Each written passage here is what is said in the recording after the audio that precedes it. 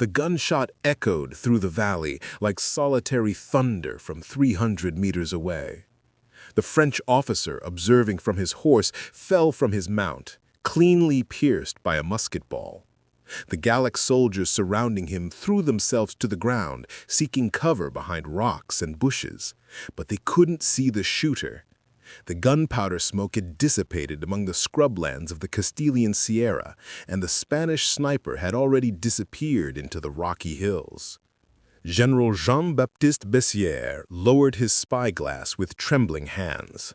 This was the fifth officer he had lost that week to impossibly precise shots. His men, veterans of Austerlitz and Jena, soldiers who had conquered half of Europe, now feared marching through Spain's open roads. It wasn't the number of casualties that disturbed Bessières, but the surgical precision with which the Spanish eliminate his officers, couriers, and scouts. Every shot was lethal. Every bullet found its mark. "Mon Dieu," the French general murmured to his general staff. "How can they shoot with such accuracy using those ancient muskets? Our Charleville rifles are superior in every technical aspect." What General Bessières didn't understand was that he was facing something no French military manual had anticipated. Peasants and Spanish hunters who had spent their entire lives using rifles to survive. Men who knew their weapons as extensions of their own arms. Improvised soldiers who converted every defect of their old muskets into a tactical advantage. The invasion begins. 3 weeks earlier, the scenario had been completely different. The grand French imperial army had entered Spain with the arrogance of those who had subdued Austria, Prussia, and Russia. Napoleon Bonaparte had placed his brother Joseph on the Spanish throne, and his generals considered the conquest of the peninsula a simple military stroll. Intelligence reports described the Spanish army as antiquated, poorly equipped, and demoralized. Their muskets were old models from the previous century, while the French carried modern Charleville rifles, model 1777, considered the finest muskets in Europe. But then came the uprising of May 2nd in Madrid. The civilian population rebelled against the French occupiers with a ferocity that surprised the invaders. Although the repression was brutal, the spark of resistance spread throughout Spain like wildfire in a dry forest. Peasants, artisans, nobles, and clergy took up arms. Their main weapons were old flintlock Spanish muskets, some inherited from fathers and grandfathers, others pulled from dusty arsenals. The standard Spanish musket was the model 1757, manufactured in the Royal Arms factories of Plasencia, Toledo, and Oviedo. Technically, it was inferior to the French Charleville, heavier, with a longer barrel, less refined flintlock mechanism, and slower rate of fire. But it had one characteristic that French strategists had completely underestimated: exceptional accuracy in expert hands, especially at medium and long ranges. Manuel Rodriguez, the hunter, becomes the hunted. Manuel Rodriguez pressed his musket against his chest as he ran through the olive groves. At 28 years old, this former deer hunter from the Sierra de Gretos had become the terror of French patrols. He knew every curve of his weapon, every irregularity of the barrel, exactly how much gunpowder to use depending on distance and wind. His father had taught him to shoot when he was 8 years old, and since then he had hunted to feed his family. Now he hunted blue uniforms. Behind him ran 12 other men, all former hunters or gamekeepers. They were part of a guerrilla band commanded by Juan Martín Díez, nicknamed El Empecinado for his unbreakable tenacity. El Empecinado had been a muleteer before the war, transporting goods along the roads of Castile. He knew every path, every gorge, every place to set an ambush. He had quickly learned that Spain's advantage wasn't in open battles against the disciplined French infantry, but in guerrilla warfare. where individual precision surpassed mass formation. The tactical doctrine. The plan was simple but effective. Small groups of expert marksmen positioned themselves on high ground, fired with deadly precision at French officers and drummers, and then disappeared before the enemy could organize a response. Without officers to give orders and without drummers to coordinate movements, French columns became disorganized. Fear began to do its work. Francisco Javier Castaños, general of the regular Spanish army, observed these developments with growing interest from his headquarters in Andalusia. An aristocrat by birth, but a soldier by vocation, Castaños quickly understood that the war against France wouldn't be won by copying Napoleonic tactics. The French were masters of conventional warfare, but Spain had unique advantages: knowledge of the terrain, total popular support, and, surprisingly, a marksmanship tradition that surpassed the French. For generations, Spaniards had used their muskets to hunt in difficult mountain ranges where a missed shot meant returning home hungry. This necessity had created a culture of precision. Spanish hunters learned to calculate distances by eye, to compensate for wind, to make the most of every shot. They couldn't afford to waste gunpowder and bullets. This forced economy had now become a devastating military advantage. The French, accustomed to mass volleys where individual precision mattered less than volume of fire, were bewildered by marksmen who could hit targets at distances they considered impossible with flintlock muskets. The armorer's art.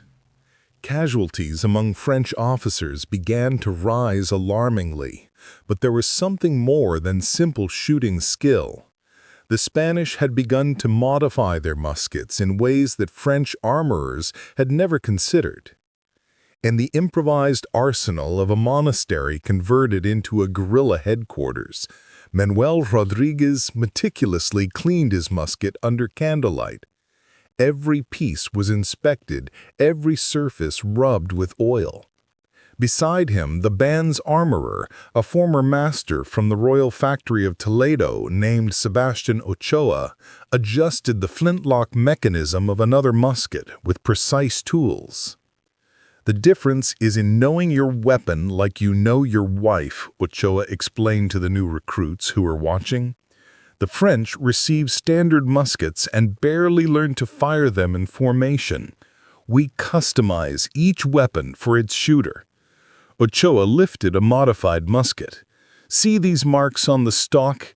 They indicate the exact distance for different elevations.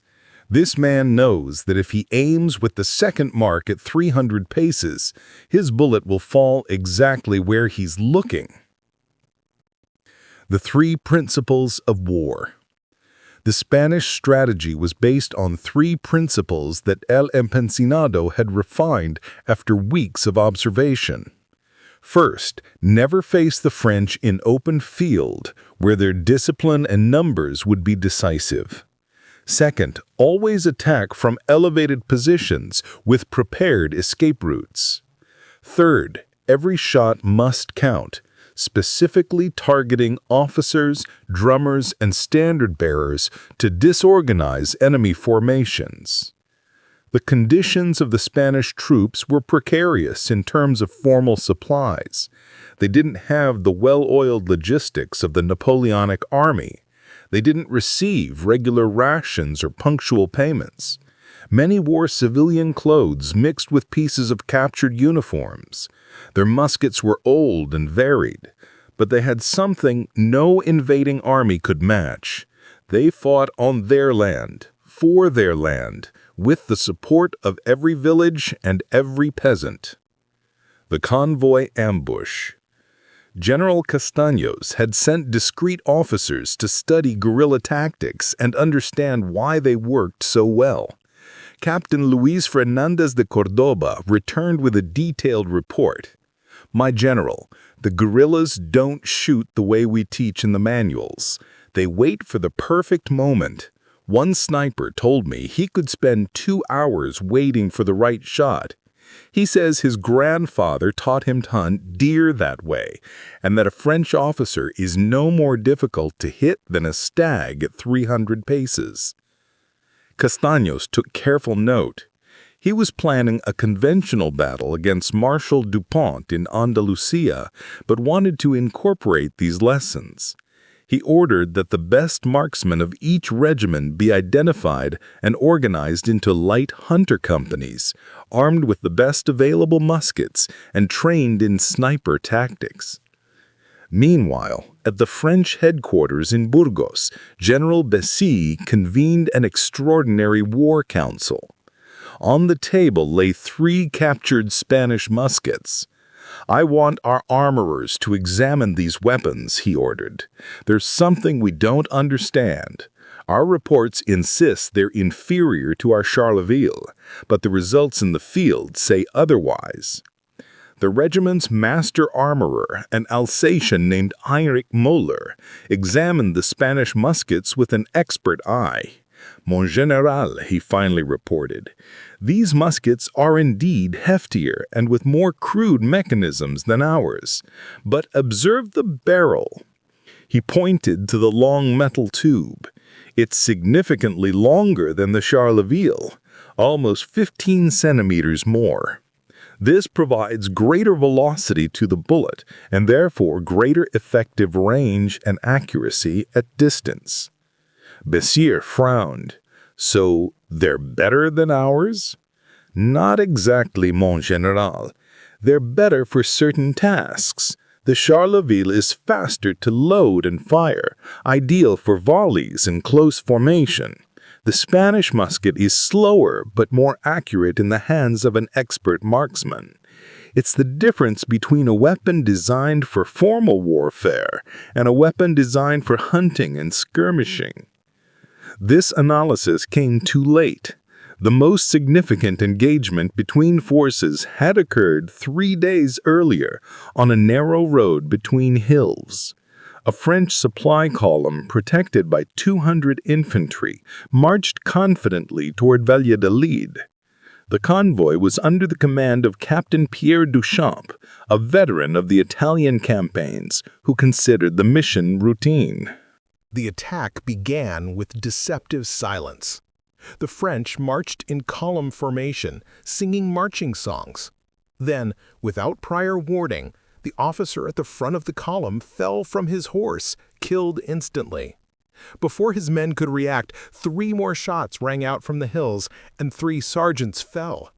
Panic began to spread. "Line formation! Prepare muskets!" Duchamp shouted, trying to impose order. But his men couldn't see the enemy. The shots came from 3 different directions, from elevated positions among the rocks. Every time the French attempted to form a line, another officer or non-commissioned officer fell, disorganizing the maneuver. Manuel Rodriguez, hidden behind a rocky outcrop 250 meters away, reloaded his musket with movements practiced 1,000 times. He measured the gunpowder with precision. He inserted the bullet, wrapped in a cloth patch for a perfect fit in the bore. He compressed everything with the ramrod. Each step executed without haste, but without pause. He raised the weapon, calculated the distance and slight crosswind, adjusted his aim, and squeezed the trigger. Another blue uniform fell. The French finally managed to form a firing line and discharged a volley toward the hills, but they were shooting at smoke and shadows. The French bullets crashed against empty rocks. The Spanish guerrilla had already moved to new positions. El Empecinado observed the combat from an elevated position, counting the results. 18 Frenchmen fallen, all officers or non-commissioned officers. No Spanish casualties. It was exactly the type of exchange they needed. "Withdraw," he ordered with a hand signal. His men disappeared into the hills like ghosts, taking with them the muskets and ammunition of the fallen. The psychological war. Duchamp examined the battlefield with growing horror. His best non-commissioned officers lay dead or wounded. His men were terrified, and he hadn't captured or even seen a single enemy. "They shoot as if their muskets were rifled," he wrote in his report that night. "I've never seen such precision with flintlock muskets. I urgently request new tactics or specialized reinforcements." This report, multiplied by dozens of similar encounters throughout Castile and Leon, began to create a morale crisis in the French army. Soldiers who had marched victoriously across Europe now feared every bend in the Spanish road. The intensification of combat came with direct orders from Paris. Napoleon, furious about reports of guerrilla attacks, sent precise instructions. Every guerrilla band captured will be executed on the spot. Every town supporting the rebels will be burned. There will be no mercy. The emperor considered the Spanish resistance a personal insult to his military genius. The marshals implemented the orders with a heavy hand. French punitive columns marched through Castile-Leon, burning villages suspected of harboring guerrillas. But this brutality had the opposite effect than expected. Every displaced family joined the guerrilla bands. Every burned village produced a dozen new expert marksmen thirsting for vengeance. Resistance grew proportional to repression. The legend of the 400-meter shot. Manuel Rodriguez had lost his native village in one of these incursions. He returned 3 days after the attack to find ashes where his house had stood. His wife and children had escaped to the mountains, but his father, too old to flee, lay dead in what had been the corral. From that moment on, every shot Manuel fired carried the weight of personal vengeance. His precision, already exceptional, became absolutely lethal. In one encounter, Manuel performed an act of extraordinary heroism that would cement his legend. A French patrol had captured 3 guerrillas in a village and was preparing their public execution as a warning. Manuel, informed by a shepherd, took position in the church bell tower 400 meters away, a distance most would consider impossible for a precise shot with a flintlock musket. He carefully calibrated every variable: extreme distance, moderate westerly wind, significant elevation. He loaded his musket with exactly the amount of gunpowder he had learned to use for long-distance shots, a mixture his father had taught him decades earlier. He wrapped the bullet in a specially treated linen patch for a perfect fit in the bore. He compressed everything with the ramrod, each step executed without haste, but without pause. He raised the weapon, dramatically compensated for the bullet's drop. At that distance, the projectile would arc considerably before reaching its target. The French officer commanding the firing squad raised his sword to give the order. Manuel exhaled slowly, let his heart beat once, twice, and in the space between heartbeats, he squeezed the trigger. The shot echoed through the valley. The officer fell, the sword escaping from his dead hand. The ensuing confusion allowed the prisoners to escape in the chaos. The French soldiers frantically searched for the origin of the shot, but 400 meters was an inconceivable distance for them. They searched nearby buildings, arrested suspects, but never looked at the distant bell tower. Manuel had already descended and disappeared among the olive groves. The breaking point. This incident, reported and exaggerated in its retelling, had a profound psychological effect. French soldiers began to believe that Spanish guerrillas possessed supernatural abilities. Some officers tried to rationalize the situation, explaining that they must be British-origin rifled weapons, not common Spanish flintlock muskets. But the armorers who examined captured weapons confirmed again and again standard Spanish muskets, model 1757, without extraordinary modifications. The truth was simpler and more remarkable. They were ordinary men with ordinary weapons transformed into extraordinary fighters by necessity, obsessive practice, and intimate knowledge of their tools. A hunter who had spent 30 years tracking deer in difficult mountain ranges possessed skills no military academy could teach. A man defending his land, his family, his freedom, shot with a determination no mercenary soldier could match. The Gold Convoy. Spanish tactics evolved rapidly. El Empecinado organized his forces into small cells of 8 to 12 men, each operating independently but coordinated through fast horse messengers. These cells attacked, dispersed, regrouped at predetermined locations, and attacked again. The French could never concentrate sufficient forces against a group before it disappeared. In a particularly daring operation, El Empecinado decided to attack a gold convoy destined for payment of French troops. The convoy was protected by 300 elite soldiers, but transported a treasure that could finance months of resistance. The risk was enormous, but the potential reward invaluable. The ambush was meticulously prepared. El Empecinado selected a narrow gorge where the road ran between almost vertical rock walls. He positioned his best marksmen on the heights with specific orders.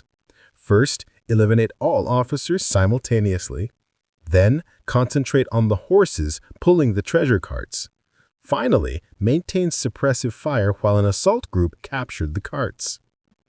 Manuel Rodriguez was among the selected snipers. His target, the convoy commander, identifiable by his cavalry captain's uniform. He calculated that the convoy would pass his position around 3 p.m. when the sun would be behind him, partially blinding the French if they looked up. The convoy appeared punctually, confident in its numerical strength. The French soldiers marched with weapons at rest, singing. They didn't expect problems.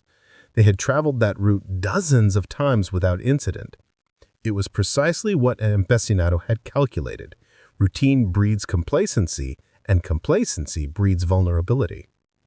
The signal was a single pistol shot from El Empecinado's position. Instantly, 30 Spanish muskets fired from the heights. The result was devastating. The French captain fell from his horse along with his 3 lieutenants and 5 sergeants. In 1 second, the convoy had lost its entire command structure. Manuel was already reloading his musket, automatic movements perfected by years of practice. He aimed at a sergeant trying to organize a response. He fired, saw the man fall, and reloaded again. French discipline, that war machine so feared in Europe, required a functional chain of command. Without officers or non-commissioned officers, even veteran soldiers hesitated. The second wave of Spanish fire concentrated on the horses. 6 animals fell wounded or dead, completely stopping the convoy at the narrowest point of the gorge. The carts were stuck, impossible to move quickly. French soldiers sought cover, but there was little available on the narrow road. The decisive victory. El Empecinado's assault group descended by ropes from the gorge walls. 20 men armed with swords, knives, and pistols fell upon the treasure carts like hawks on rabbits. The French soldiers disorganized and under constant fire from above couldn't mount a coherent defense. Veteran Sergeant Francois Messier tried to rally a resistance group around the carts. "Form square, protect the treasure," he shouted. But his men were scattered, seeking individual cover. Napoleonic training emphasized close formations and volley fire, tactics useless when enemies attacked from all directions in broken terrain. The combat in the gorge lasted barely 20 minutes, but seemed like an eternity for the French trapped. When El Empecinado finally ordered the withdrawal, his men disappeared as quickly as they had appeared, taking 3 carts loaded with gold and leaving behind 140 dead or wounded French soldiers. Spanish casualties, 7, lightly wounded, none dead. The report of this attack reached Paris within a week. Napoleon read it with growing incredulity. The Battle of Bayonne. The most intense moment of the campaign came in July 1808, when General Castaños finally executed his master plan. While guerrilla bands kept French forces in Castilla and Leon occupied and dispersed, Castaños secretly concentrated 20,000 regular Spanish soldiers near Bayonne in Andalusia. His objective?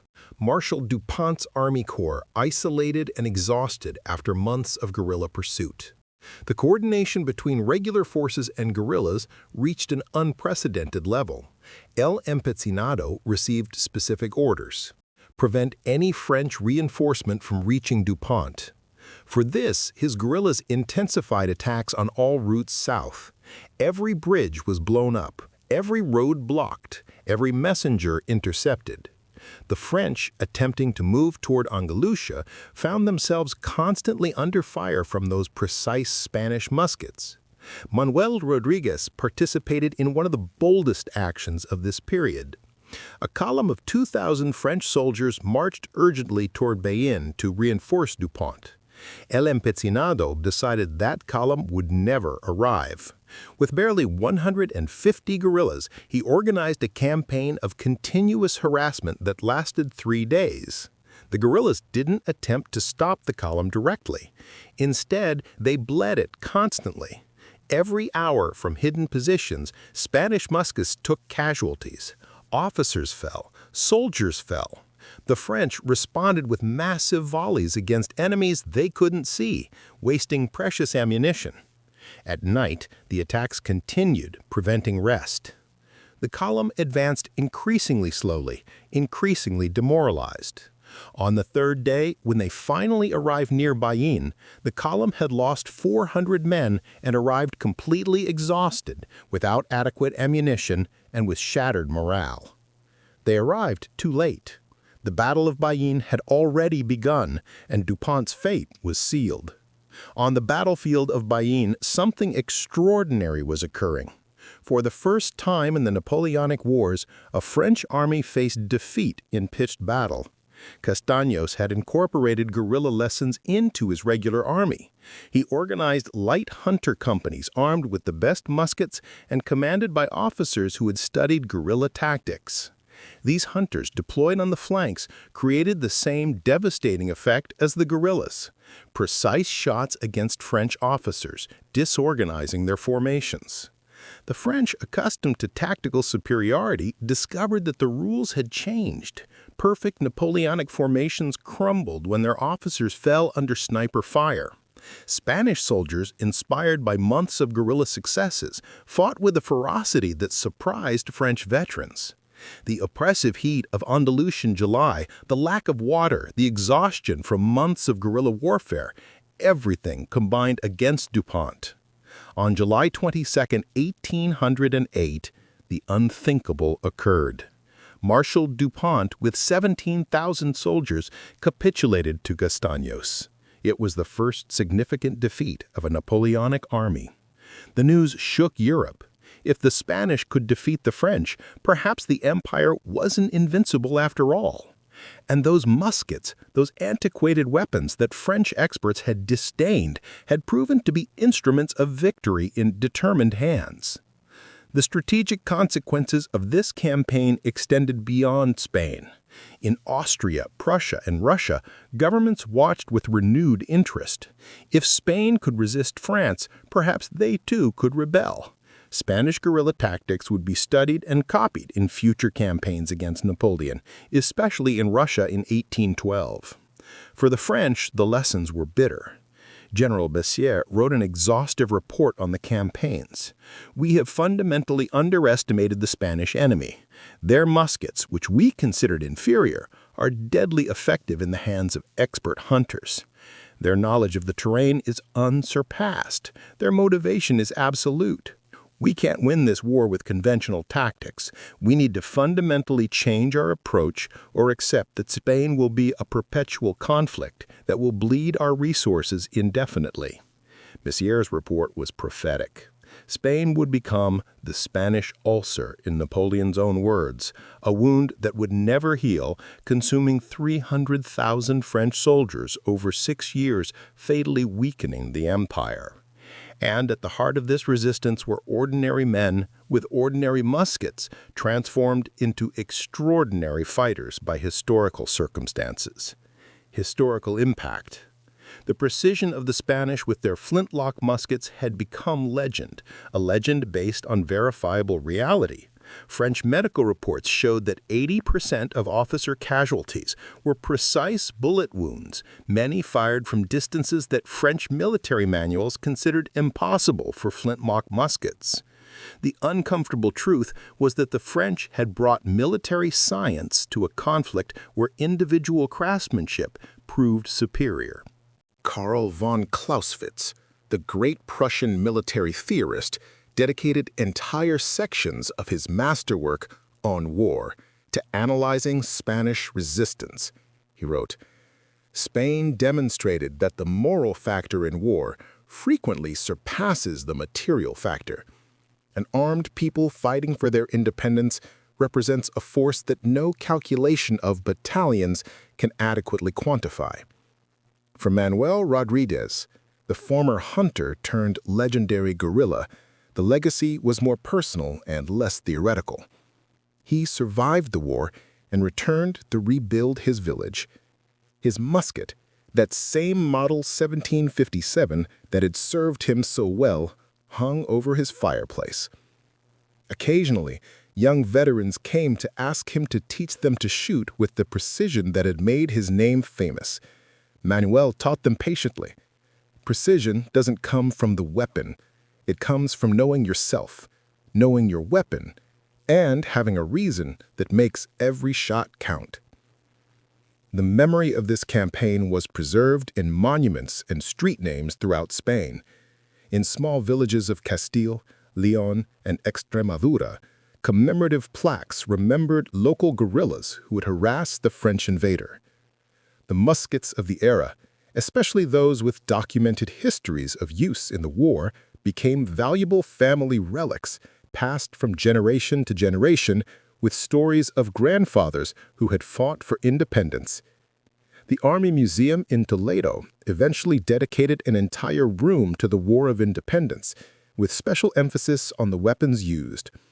The Spanish muskets, model 1757, displayed alongside captured French Charleville rifles, visually demonstrated the paradox: technically inferior weapons that had achieved superior results. For military historians, the Spanish campaign of 1808 represented a fascinating case study in how non-material factors could dominate material factors in armed conflicts. Military universities worldwide eventually included the Spanish War of Independence in their curricula, not as a historical curiosity, but as a fundamental lesson about the nature of irregular warfare and the importance of adapting tactics to specific contexts.